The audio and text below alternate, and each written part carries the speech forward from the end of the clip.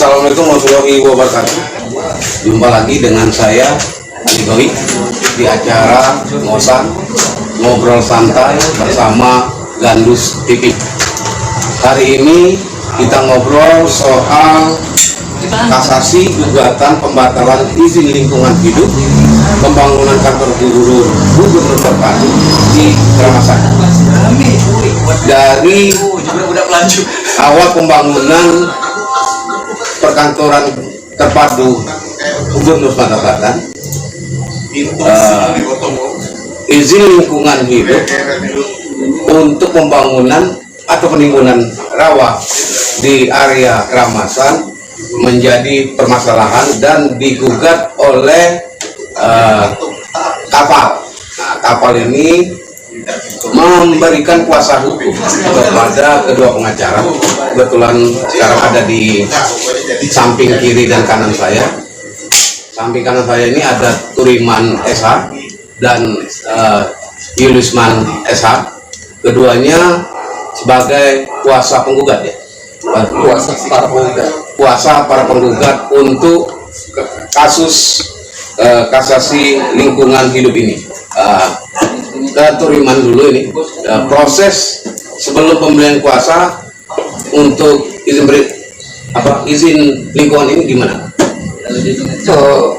Terima kasih. Assalamualaikum warahmatullahi wabarakatuh. Terkait masalah gugatan yang diajukan oleh para penggugat yang tergabung dalam komite aksi penyelamat lingkungan Kota Palembang. Ini sudah kita lakukan sejak April, kemudian lewat putusan Pengadilan Tata Usaha Negara Palembang di bulan Agustus, putusan nomor 25. Dari April proses persidangan sampai Agustus. Beberapa hal yang kami soroti adalah concern dari komite aksi lingkungan hidup ini itu terkait bagaimana mendorong tata kelola lingkungan hidup, terutama di perizinan yang dikeluarkan oleh pemerintah Kota Palembang maupun pemerintah Sumatera Selatan. Jadi ada beberapa hal yang sebelumnya sebenarnya sudah diawali dari bagaimana kemudian kita melakukan audiensi dengan dinas perubahan dan pemukiman Provinsi Sumatera Selatan terkait masalah beberapa hal yang menurut para penggugat itu terjadi kesalahan administrasi dan kemudian berujung pada gugatan ke Pengadilan Tata Usaha Negara Palembang. Itu mungkin dari sejarah awalnya. Proses gugatannya sendiri itu gimana? Kemudian pasca putusan Pengadilan Tata Usaha Negara Palembang ini menyatakan bahwa para penggugat tidak mempunyai legal standing dalam mengajukan gugatan, di mana dalam pertimbangan hukumnya Pengadilan Tata Usaha Negara Palembang ini menyatakan para penggugat karena tidak berada dalam sekitar area pembangunan kawasan perkantoran tersebut, mereka dinyatakan tidak mempunyai legal standing. Kemudian dari putusan itu kita sudah melakukan banding dan sudah ada putusan bandingnya. Putusan banding dari Pengadilan Tata Usaha Negara, Pengadilan Tinggi Tata Usaha Negara Medan nomor 203 tetap menguatkan putusan Tata Usaha Negara Palembang. Itu kemudian sampai hari ini kemudian kami telah menyatakan kasasi, kami dapat kuasa kasasi. Kita sudah menyatakan kasasi itu di tanggal 20 Desember 2021 kemarin ya? 20. Bung Yulisman, gimana ini proses tambahan proses gugatan terhadap pemerintahan ini? Ya, terima kasih nih. Ini ngobrol santai ini asik nih. Pertama kali di podcast Ngosan TV Gandus ya. Jadi terkait dengan kita bicara di podcast ini, informasikan kepada masyarakat Kota Palembang khususnya Sumatera Selatan bahwa tadi seperti yang disampaikan oleh rekan Budiman bahwa gugatan ini sudah berproses mulai dari April sampai sekarang. Nah, putusan di tingkat pertama atau Pengadilan Palembang bahwa majelis mengabulkan instruksi para tergugatnya bahwa dia soal para penggugat tidak memiliki hak legal standing. Para penggugat tidak memiliki legal standing. Itu yang membuat Setelah dia dinyatakan tidak dapat terima.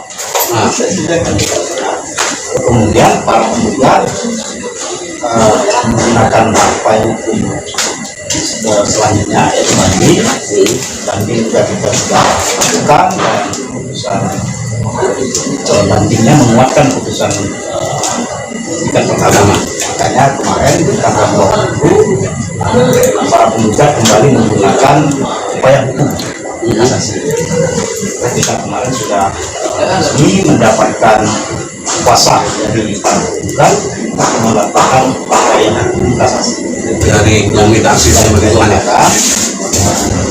Ya kan sejak kemarin tanggal 14 hari ke depan maka kita akan menyiapkan memori kasasi dan ya mudah-mudahan terjadi baik para penggugat dan kuasa penggugat sama yang punya makan juga menemukan titik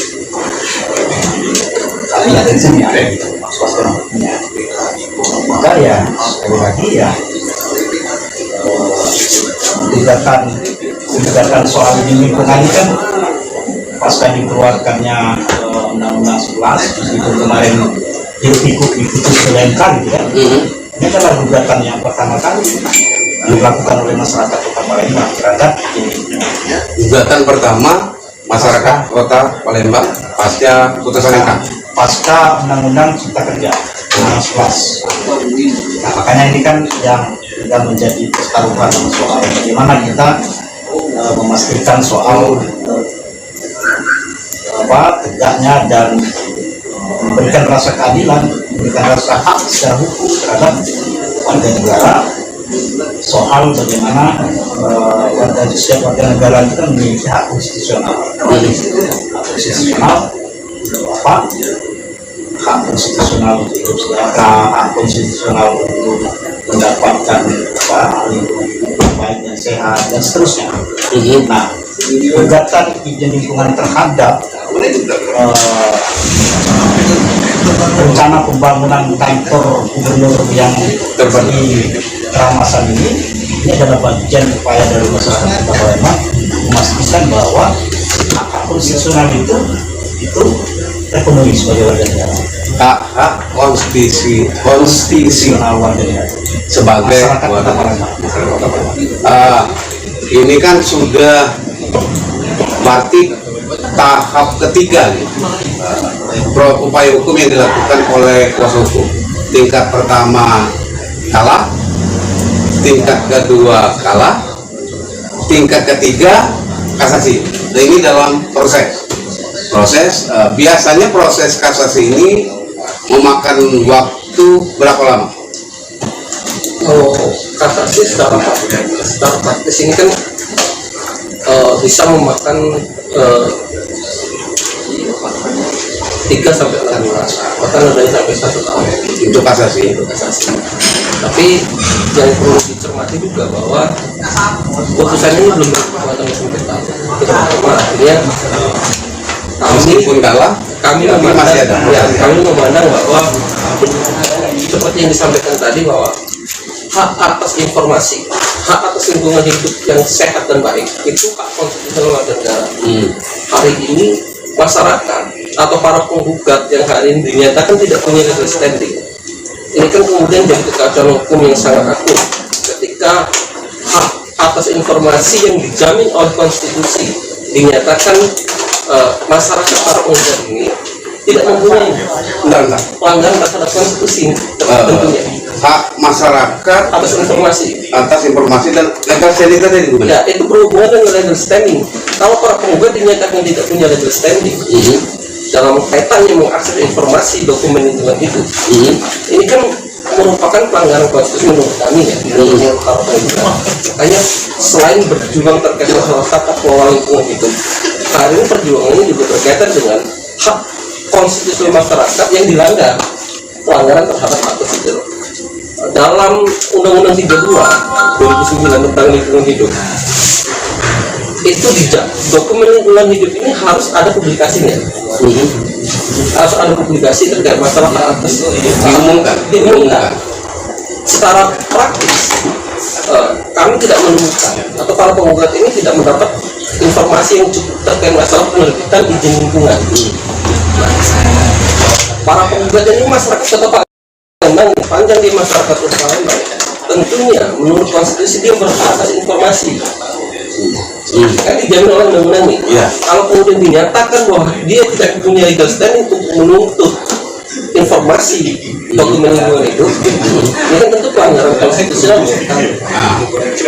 Kalau terkait masalah bagaimana kemudian masyarakat tidak berada atau masyarakat tidak berdomisili di sekitar objek pembangunan, kita memahami aja Indonesia merujuk ada teori atau ada aplikasi terkait masalah kesalahhubungan ekosistem, di mana di situ dinyatakan bahwa pencemaran atau kerusakan lingkungan hidup di satu wilayah akan berdampak kepada lingkungan hidup di wilayah yang lainnya.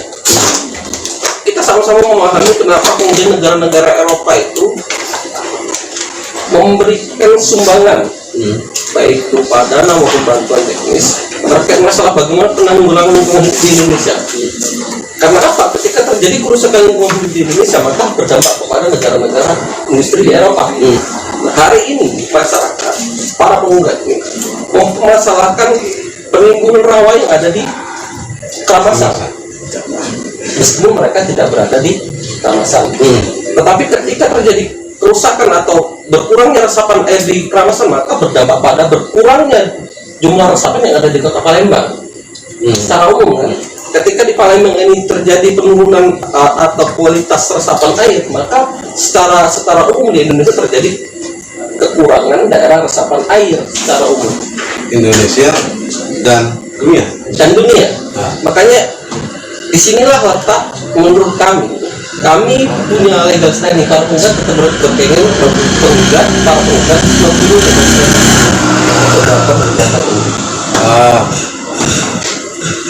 Ada nggak aturan yang mengatur itu, yang pihak penggugat itu di luar area yang mengatur ini, yang menjadi landasan kuasa hukum untuk melakukan gugatan terkait hak atas informasi, terkait hak atas dokumen lingkungan hidup misalnya, bahwa beberapa gugatan yang bisa kita rujuk bersama, banyak persebaran di internet, bahwa ketika dokumen lingkungan hidup ini tidak dipublikasikan, informasi hak atas informasi masyarakat ini kemudian kan terlanggar, maka mereka kan punya legal standing secara umum untuk mengajukan gugatan itu, apalagi masyarakat Kota Palembang.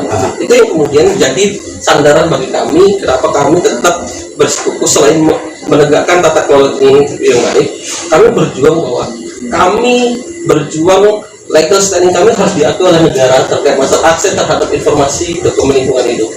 Akses informasi terhadap lingkungan hidup.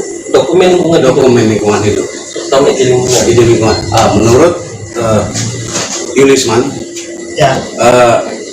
tadi ada beberapa yang sudah diungkapkan oleh Turiman soal akses lingkungan hidup, terutama soal dokumen lingkungan hidup. Di tanggapan Julius soal ini gimana? Jadi begini Bang Ali, tadi jelas ya, kalau kita mengacu di Undang-Undang 32, misalnya di pasal 28, itu jelas bahwa dilugaskan di Undang-Undang 32 ditampil tentang PLH itu jelas bahwa hak atas lingkungan hidup itu adalah hak yang melekat terhadap individu. Hak yang melekat terhadap individu. Hak asasi manusia. Jelas itu. konstitusi itu yang bicara. Jelas.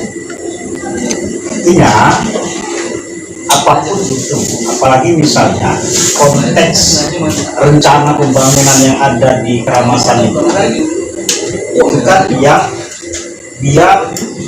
secara fisik berubah tentang alam sendiri, yang dulunya rawan Sejauh apa itu timbul.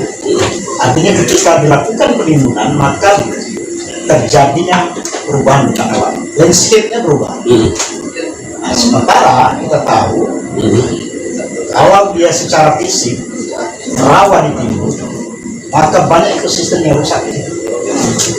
Kerusakan ekosistem itulah yang kemudian harus dia diinformasikan secara terbuka.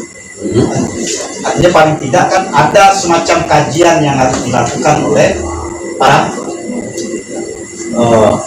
pemrakarsa terhadap rencana pembangunan. sekarang kan lagi ngetren ini kan kajian lingkungan hidup strategis ya. KLHS misalnya. Nah, Tapi kan kita membaca di situ karena dia masih mengacu soal perizinan lingkungan, meskipun setelah ditetapkan yang Undang 11 itu tidak ada lagi bicara soal izin lingkungan. Maka dia yang ada namanya persetujuan lingkungan. betul. Nah, itu yang kita soal, para penggugat menyoalkan soal itu. Ini kan dokumen AMDAL inilah yang menjadi kunci untuk diketahui oleh masyarakat umum, publik. Ya, Nah, disitulah dokumen yang seutuhnya yang harus bisa dibaca oleh setiap masyarakat. Kajian lingkungan seperti apa, biota-biota yang ada ekosistem itu apa. Nah, itu yang tidak terpublikasi. Nah, makanya tadi yang disampaikan oleh rekan saya tadi bahwa maka penting informasi soal dokumen lingkungan itu harus disampaikan. iya. Terima kasih Bu. Ini kan pasca Undang-Undang Cipta Kerja yang dibatalkan ya, atau apa ditinjau ulang untuk pelaksanaannya ya. Menurut Puriman dan Yuslan, terhadap kasus ini itu ada nggak toleransinya? Pertama seperti ini, bahwa seperti yang disampaikan oleh rekan saya tadi, saudara Yusman, bahwa gugatan yang kami ajukan hari ini adalah gugatan pertama di Kota Palembang, gugatan izin lingkungan pertama di Kota Palembang di bawah rezim Omnibus Law Undang-Undang 11 tahun 2020 tentang Cipta Kerja. Sebelumnya mungkin masih merujuk kepada Undang-Undang 32. Kalau dalam Undang-Undang Omnibus Law atau Undang-Undang Cipta Kerja tahun 2020, Undang-Undang 11 tahun 2020, penamaannya ini sudah bergeser, bukan izin lingkungan sebenarnya, tapi persetujuan lingkungan. Berarti ini harus disetujui dulu. Persetujuan lingkungan, jadi prosesnya berbeda, proses teknisnya berbeda. Itu pertama. Kalau kita mau flashback ke awal bagaimana materi gugatan kita sebenarnya, izin lingkungan yang diterbitkan ini pertama dia masih merujuk kepada Undang-Undang 32, Undang-Undang lama, padahal diterbitkan itu di Februari 2021 yang ketika itu sudah terbit atau sudah adanya Undang-Undang 11 2020 tentang Cipta Kerja yang disahkan pada November 2020. Artinya seharusnya mengacu kepada Undang-Undang Omnibus Law, bukan Undang-Undang 32. Karena sebagian pasal-pasal yang berkaitan dengan perizinan lingkungan itu sudah dicabut oleh Undang-Undang 11 tahun 2020. Yusma, gimana? Ya jelas kalau dari jadi gini Bang Ali, sebetulnya kan dalam baik di tingkat pertama, tingkat kedua itu dia tidak sama sekali menyentuh pokok perkara yang terkait. Makanya dia menyentuh soal legalisasi. Karena jelas kalau itu sudah masuk ke dalam pokok perkara itu jelas nih. Pertama bahwa dia sederhananya gini membacanya gugatan itu bahwa yang menggunakan undang-undang yang tidak berlaku. Berarti pasti Ya seperti itulah. Jadi izin lingkungannya itu keluar di tahun 2021. Sementara 2020 sudah ada undang-undang yang baru. Jadi kalau 2021 itu dia sudah bukan lagi izin lingkungan namanya, persetujuan lingkungan, karena dia sudah mengacu di Undang-Undang 11 2020 tentang Cipta Kerja. Jadi lucu gitu. Jadi kan ini asal-asalan gitu. Produk ini jelas nih, terang-terang nih. Mana ada aturan misalnya kan menggunakan aturan yang sudah basi gitu. Kalau bahasa Lembang itu kan ini sudah basi. Sudah basi. Makanya kita yakin sekali kalau ini masuk dalam pokok perkara, maka kita sangat yakin, para penggugat sangat yakin bahwa ini dikabulkan terhadap apa yang kita gugat ini. Tapi lagi-lagi karena dia belum masuk ke pokok perkara, maka kami menegaskan bahwa kalau soal legal standing sudah jelas di awal tadi kita sampaikan bahwa setiap masyarakat Kota Palembang atau setiap warga negara itu punya hak terhadap informasi, terhadap kesejahteraan, terhadap lingkungan hidup, terhadap tempat tinggal. Nah, artinya kalau itu dijamin oleh konstitusi, maka mestinya gugatan para penggugat ini itu tidak disoal soal legal standing. Harusnya masuk ke pokok perkara. Makanya kita tidak apa? Tidak berkecil hati. Bukan tidak berkecil hati, maka kita akan pakai segala upaya hukum yang tersedia hari ini. Sampai hari ini kemarin ternyata kan bahwa gugatan ini kita lagi tahap kasnya begitu Bang Ali. Terakhir ini penutup dari kedua pengacara muda berbakat. Pengacara muda berbakat, bukan pengacara muda banyak bakat. Mudah-mudahan berbakat. Mudah-mudahan berbakat. Untuk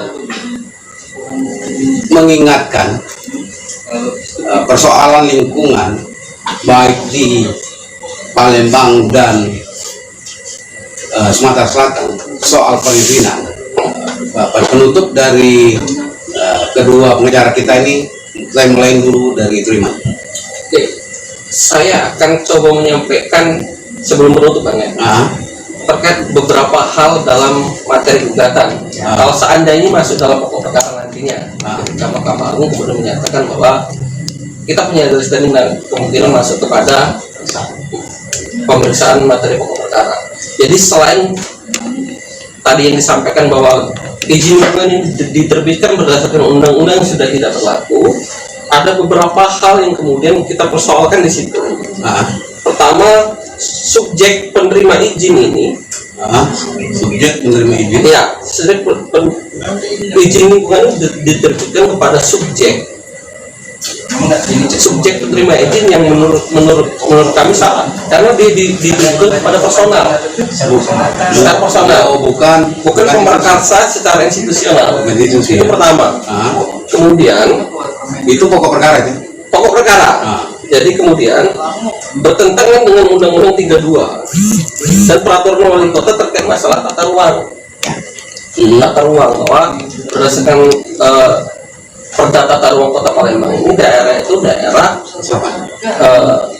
pemukiman, kemudian persawahan, bukan pada lokasi perkantoran. Terkait tata ruang ya. Kemudian diterbitkan berdasarkan keandal, amdal dan dokumen yang cacat hukum. Dan terakhir diterbitkan berdasarkan dokumen lingkungan hidup yang salah. Kenapa salah? Karena itu dilakukan penimbunan terlebih dahulu, baru keluar izin. Nimbun dulu, baru keluar izin. Kalau berdasarkan informasi yang bisa kita ambil bersama, penimbunan itu dilakukan pada Oktober 2020. Izin lingkungan keluar itu pada Februari 2021. Artinya sudah ada perubahan bentang alam. Sudah ada konstruksi di dalamnya. Seharusnya dokumen lingkungan itu adalah DLH, dokumen evaluasi lingkungan hidup. DEL, seharusnya dokumennya DEL. Itu berdasarkan Peraturan Menteri Nomor 102 Tahun 2019. Jadi ketika sudah ada konstruksi di suatu wilayah yang akan jadi objek izin lingkungan, maka dokumennya adalah DL. Kemudian secara prosedural dokumen ini diterbitkan tanpa ada publikasi. Ini kan cacat juga. Itu beberapa materinya terkait masalah beberapa hal penekanan kami bahwa hari ini kami cuma ingin menegaskan ketika masyarakat ingin dinyatakan tidak punya STM, maka selain tata kelola lingkungan hidup yang baik, perjuangan kami adalah bagaimana hak akses terhadap informasi dan tata kelola lingkungan yang baik ini menjadi prioritas kami. Jadi menurut kami ada pelanggaran konstitusional terkait masalah hak asasi masyarakat terhadap informasi publik dokumen lingkungan hidup.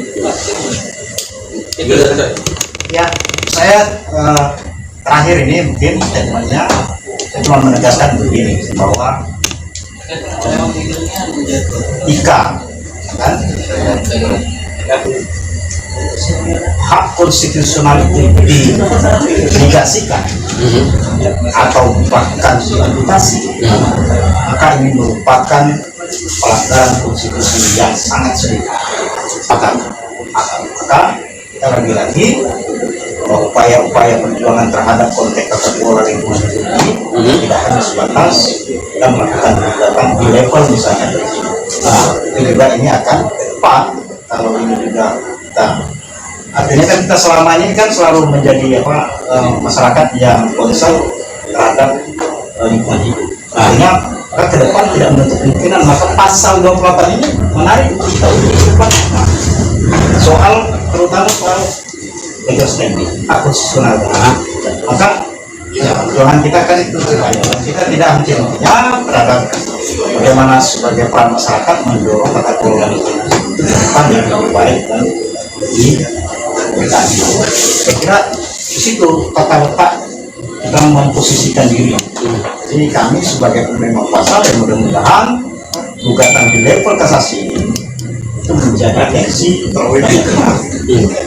baik dari level masyarakat, pemerhati lingkungan, dan mudah-mudahan juga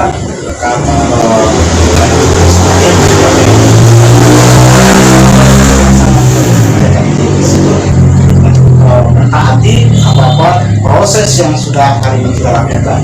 Berhati-hati, jangan main-main soal perizinan, karena ini akan menyangkut soal kehidupan masyarakat banyak. Kira di situ letak. Terima kasih nih Bung Ali, Bang Ali terhadap podcast ini. Ya, terima kasih Bung Turiman dan Yulisman Woman. Saya tidak akan menyimpulkan dari ngobrol santai kita hari ini, tapi yang kunci utama dari kasasi ini pertama soal informasi terhadap dokumen lingkungan hidup ke masyarakat, itu kunci utamanya. Saya Ali Goy, Turiman dan Yulisman mengucapkan assalamualaikum.